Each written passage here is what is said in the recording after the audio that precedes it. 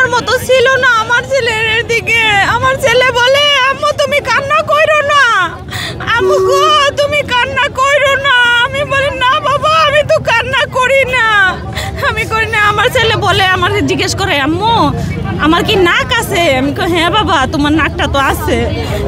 আমার ছেলে মনে করে এত পুরো পড়ছে, মনে করছে আমার ছেলের নাকটাও বুঝি নাই।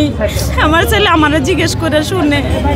আমার ছেলের শরীরের চামড়াগুলো পুরে ঝুলতেছে,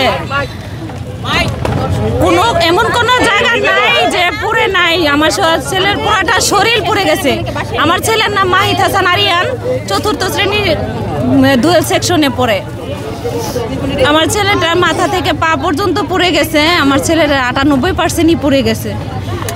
আমার ছেলেটাকে যে আমি বাংলাদেশ মেডিকেল যাইয়া দেখি, আমার ছেলেটারে পানি ঢালতেছে যে চামড়াগুলো মানে সরে সরে ঝুলতেছে।